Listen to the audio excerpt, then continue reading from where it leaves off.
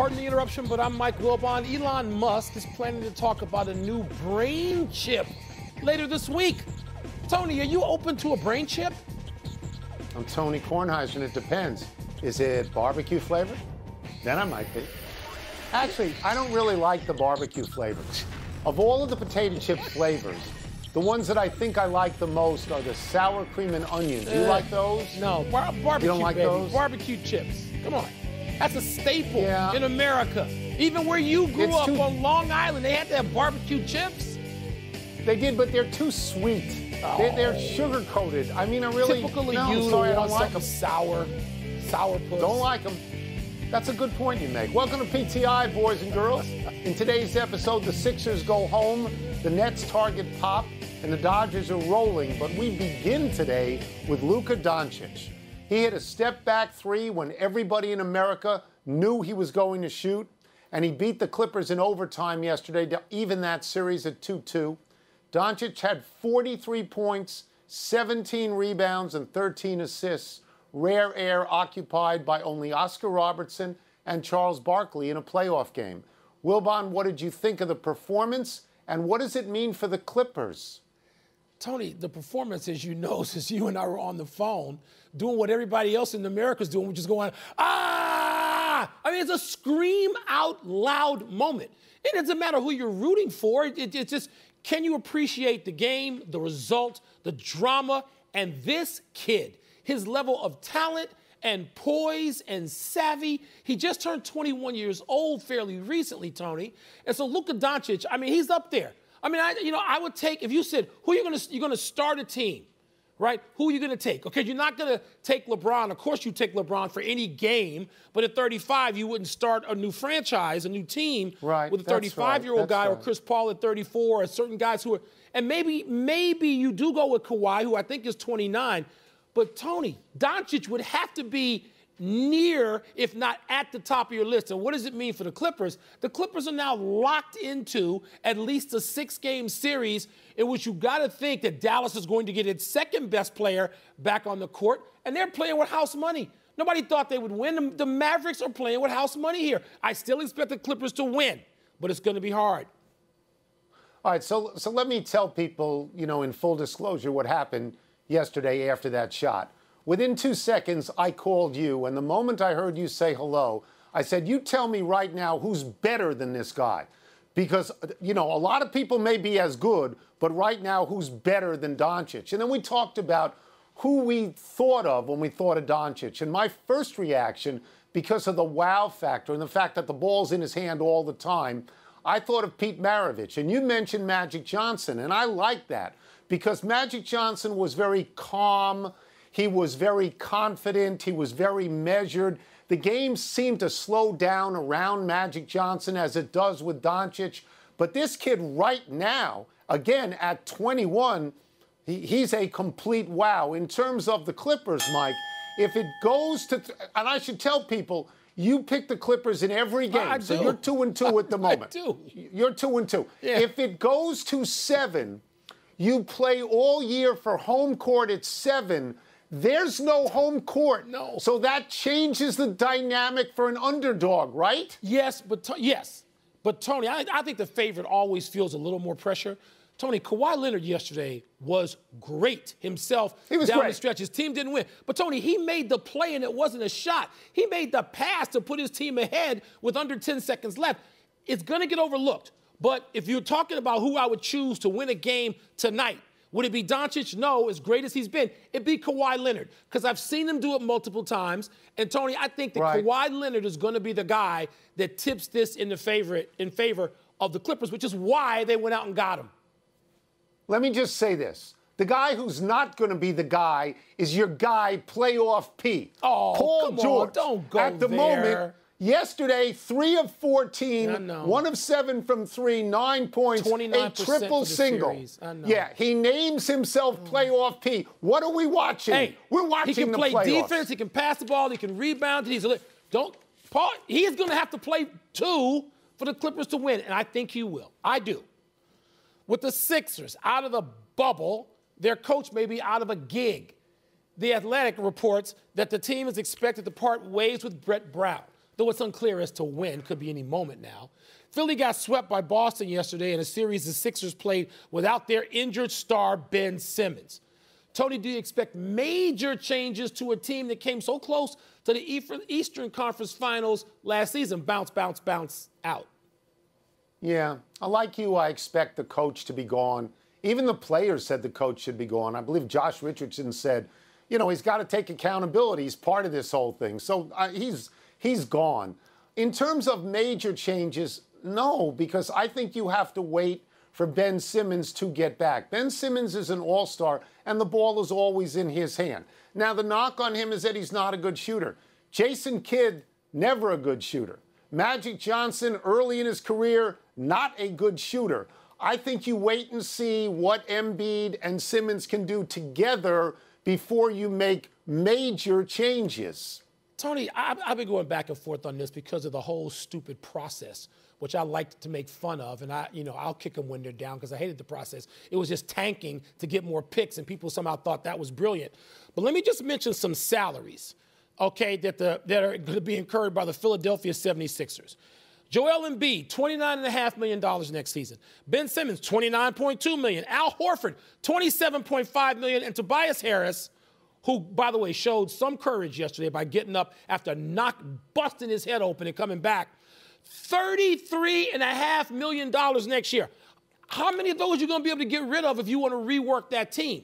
So it seems to me, Tony, the first thing that the Sixers might have to try Elton Brand, because this is now on his plate, even though he wasn't part of the process, he did sign Horford. He's going to have to bring in a coach, Tony, who can look at these pieces and say, I can fit them differently. I'll make this puzzle a little differently than Brett Brown did, and we go from here. I think that's what, maybe you can move one of those pieces, but who would you move, Embiid or Simmons, if you were going to move one of the linchpins? Who would you deal? Well, I would not move either of them until another full year went by. Right. I mean, they're young, and I would want to see that. In terms of Elton Brand, he let J.J. Redick go and Jimmy Butler go, right? Well, they were leaving, it looked like anyway, based on what had happened the previous season. You can keep people if you make them a good enough offer. And in terms of that coach, I am quite confident that people in Philadelphia will look to Jay Wright at Villanova. I don't know whether he'll take it. He's a Philadelphia boy. You know, maybe he looks around at, at Brad Stevens and says, I can do this too. But that's who they're going to look at. According to The Athletic, the Brooklyn Nets, speaking of looking for coaches, are interested in Greg Popovich coaching their team next season and will explore that possibility. Popovich has coached the San Antonio Spurs the past, get this, 26 years. And he has won 5 championships there. But the Nets will have Kyrie Irving and Kevin Durant on the court next season. Wilbon, can you see Popovich going to the Nets? Tony, I wrestle with this one too. I mean, from a basketball standpoint, I guess I could. I mean, look, he'd be walking into a lineup. And by the way, no disrespect to Jay Wright, who we both know and like a lot. But if you're the Sixers, what, you don't want to talk to Pop? If Pop's on the move and you got that roster of people I just read, you don't want Greg Popovich walking through that door? Of course you do. So anybody would want Greg Popovich. The question becomes, is he tired of San Antonio or Texas or his existence there? Or, culturally and politically, does Pop feel like going somewhere else and feeling life there before it's time to step away? I don't know. I don't know that anybody knows. We can just read the tea leaves and do all that kind of stuff that people who do what we do. I have a hard time seeing it, Tony, but I would try to go after him. If I thought that door was cracked, ajar even an inch, I would try to go get Greg Popovich. I agree with that. I think from a basketball point of view, if you are the Nets and your general manager, Sean Marks, is a guy who played for Popovich and coached under Popovich, and you've got Kevin Durant, who played for Popovich on part of the Olympic staff, you would go after him. Yep. And you would say to him, you can't win in the West with San Antonio now, but you maybe could come and win in the East right now with Kyrie Irving and Kevin Durant. But the magic name is Kyrie Irving. Why does Greg Popovich, why does a man of accomplishment, a man of stature, want to coach a guy who will undermine his authority from the first moment he gets there? Kyrie Irving is, to me, uncoachable. Kevin Durant, may very well be coachable and may be the ticket to all of this. But you talk about him moving, Mike. I don't know that he wants to move to a big city, and I don't know that he wants an aggressive press corps. He's got a pretty good deal where he is, and he's got the Olympics, and he's my age. Why is he doing this? Because he wants to win one more time. And you just said it. He can't win with this group of Spurs in the West. He knows the teams above him. But you look in the East, you look at Philly remaking themselves. Milwaukee's still uncertain. I mean, Toronto's really good, but they got free agents coming up. There's a window, Tone. There really is for Greg Popovich if he wants to do that. Let's take a break, but coming up, Donovan Mitchell and Jamal Murray combined for 101 points. And have the Dodgers now establish themselves as the clear team to beat. From a basketball standpoint, it's interesting Popovich facing that. From a red state, blue state, Popovichian standpoint, it might be the thing for him.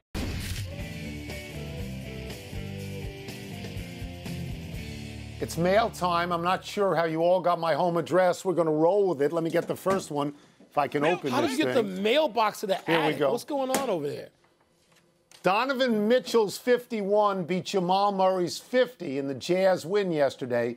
Are these historic point totals more about good offense or bad defense? Tony, there was a lot of great offense going on. And to watch that game live, even though Donovan Mitchell often had too much space because Denver's defense is terrible, he had to make some incredible shots to get to 51 points. And only the third guy, I think, to score 50 points twice in the series, Allen Iverson, Michael Jordan, the others. But, Tony, there's some bad defense. Denver has allowed the opponent to shoot 50% or better 6 of its last 7 games. That's insanely bad defense. And Utah is not going to be thought of to be up there with, like, the bad boy Pistons either. There's some bad defense, there's some great offense, Tony. Jamal Murray has become a major player in the bubble. So I agree with this. I agree with the notion that for 3.5 months, people had nothing to do but shoot the basketball. Yeah. The basketball has to go in for you to score, and they can really shoot. But some teams play no defense at all. The Nets allowed 150, played no defense at all. And in your favorite series, Dallas and the Clippers, each is allowing the other about 6,000 points a game. Let's go to the next one. A lot of both, Tony. Have the Dodgers convinced you that they are baseball's team to beat? I'm not even sure the Dodgers are the team to beat in the NL West. You know who I'll take? And I know the start, when we did our tiny little baseball preview at the start of this season, whatever this is, I said the Dodgers. I picked the Dodgers. Well, now I'm going back on that. I'll take the Padres, who've also won 7 straight in division. They have, for my money, the best, most exciting player in baseball, Fernando Tatis Jr., with Machado and Will Myers and Hosmer in that lineup, Tony. And the Padres are exciting. You can't take your eyes off Tatis Jr. I'm taking the Padres, not the Dodgers. So I'm going to stay with the Dodgers. They're 22-8 at the moment, which is a 119-win pace. Here's what they lead the majors in right now. Runs, home runs, ERA, and bullpen ERA. What else is there? That's all there is to lead the majors in. Now, the problem, and the reason you say what you say is because we have seen the Dodgers get knocked out. In division, even if they get to the World Series, they don't win the World Series. Something always happens. But at the moment, they're the best team. They're the best at the moment. I'm projecting. The San Diego Padres. How exciting. The Grand Slams. Slam Diego. Have you been paying attention to them? No, did Dustin Johnson's win feel historic to you? Well, it was historic. I don't know if it felt historic to me. It's only at Kapalua. PGA Tour has had 3 guys go 30 under, ever. Twice at Kapalua, where the courses are so receptive and it's the beginning of the year and they want people to watch golf and they hype it up and they make it so easy. That was not the case yesterday. It was the first time that somebody went 30 under somewhere other than Kapalua. And it was Dustin Johnson, Tony, who is number 1 in the world. So it's not like he just appeared out of nowhere. I like Dustin Johnson. I'm rooting for him. And this was historic. So let me clarify one thing. I do watch San Diego. I think they're very exciting. When I don't watch the Nats, I watch a lot of other baseball. This did not feel historic to me. Why not? Because I didn't think the tournament, there was not a contested tournament, and because I don't personally think Dustin Johnson is charismatic. But I'll tell you this. What?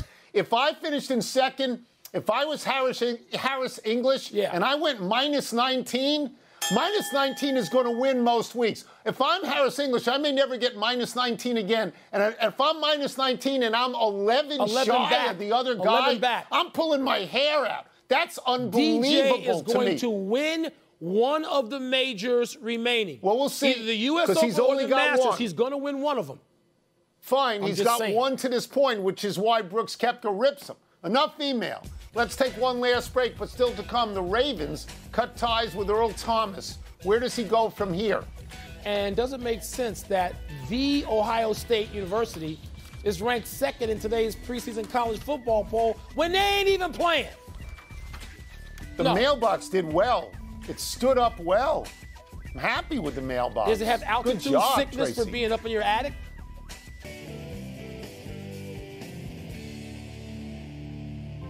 Happy time, people. Happy 60th birthday, Cal Ripken Jr. Cal gets to celebrate his birthday with the good news that he has beaten prostate cancer, as he announced last week. Good. Cal is a true hometown hero in Baltimore. He was born and raised in Aberdeen, Maryland, about 30 miles up the great I-95 from Baltimore. His father, Cal Sr., was a coach and then the manager of the Orioles, so he got to manage Cal and his younger brother, Billy. Cal Ripken is the greatest shortstop in history of that franchise. He played all his 21 seasons for the Orioles. He was AL Rookie of the Year in 1982, AL MVP in 83 and 91. He was on their World Series champs in 83, and he played in 19 All-Star games on his way to Cooperstown. But what Cal is most known for is his consecutive game streak of 2,632 games. Nobody will ever break that. On a personal note, Wilbon and I were in Camden Yards the night Cal broke Lou Gehrig's record of 2,130 consecutive games. We were there with Shirley Povich, the great Washington Post sports writer who was in Yankee Stadium when Gehrig set the record.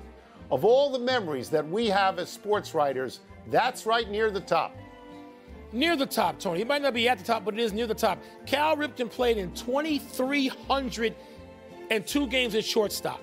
Is he the greatest shortstop, not just in Baltimore Orioles history, we know that, but in all of baseball history? I mean, you got guys like Jeter, Ozzie, Aparicio, Vizquel, A-Rod only played about half that many games at short. But do you have A-Rod atop the pyramid, the shortstop pyramid? Do you have Cal Ripken at the top? Cal. Oh, Cal. Right. Cal at the top. Just absolutely. Checking. I ain't going to argue Happy anniversary, that. Jerry Rice. On this day 14 years ago, the greatest receiver ever retired as a 49er after signing a one-day contract with his original team, where he played for 16 years. The contract was for $1,985,806.49, a set of numbers referring to the year that Rice was drafted, his uniform number, the year he retired, and the 49ers. The contract was purely ceremonial. No check was cashed. Mike Tyson, of all people, recently credited Rice for inspiring him to return to boxing when he saw what good shape Rice was in. Rice, soon to be 58, is 4 years older than Tyson. Rice holds all the meaningful receiving records, which are career yards and career touchdowns. He also holds the record for total touchdowns, and the 1,256 points Rice scored are more points than any non-kicker. The point to make here is that although we associate Rice exclusively with the 49ers, he wandered around a bit before retiring. 3 years in Oakland, 1 in Seattle. It helps explain what Montana, Favre, and now Tom Brady did. I know it's blaspheme to you, but I'm going to make the case right now for Jerry Rice as the greatest player in football history. Not greatest receiver, greatest player, Tony. He's number one in total touchdowns, 33. Oh, 33 ahead of Emmett. He's got 41 more touchdown catches than Randy Moss. He's got 6,000 more yards than Fitz. These are Hall of Famers in second place. Jim Brown does not lap Walter Payton or Emmitt Smith. Jerry Rice laps everybody else. I'm making the case for Jerry Rice as the greatest player of all time. Earl Thomas, the former Legion of Boom standout safety, was cut yesterday by the Baltimore Ravens, who decided the juice wasn't worth the squeeze. Thomas threw a punch at fellow safety Chuck Clark at practice on Friday and was sent home. By Sunday, the Ravens had determined that Thomas, quote, personal conduct adversely affected the team, unquote. A year and a half ago, the Ravens signed the 7-time Pro Bowler to a huge 4-year, $55 million free agent contract. Thomas had played 9 seasons in Seattle a team as historically dependent on its defense as Baltimore. Already there is speculation that Dallas, San Francisco, and Houston may have interest in the fiery 31-year-old Thomas. The Ravens had outsized defenders before, like Ray Lewis, Ed Reed, Terrell Suggs, Bart Scott, always made room for them.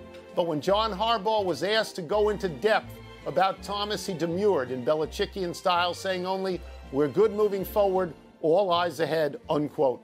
He's been trouble in their locker room, and at that position, when your speed goes, you go, Tony, away at that position as an elite player. And this looks like curtains, actually, for what was a great player. 76ers have already reportedly fired Brett Brown, and we go quick to the big finish. Let's do it. Let's go. Clemson #1, Ohio State #2 in the AP precinct college football poll. It makes sense to you? Nothing about this college football season, if there is one, is going to make any sense. The Giants designated 37-year-old Hunter Pence for assignment. Does that mean it's over for him? Great player for a long time, batting .096 right now. Bayern Munich shut out PSG to win the Champions League. Your thoughts? You would have hated this game, Tony. One goal, the kind of game you rail against all the time. The Capitals fired head coach Todd Reardon. Whoa, justified?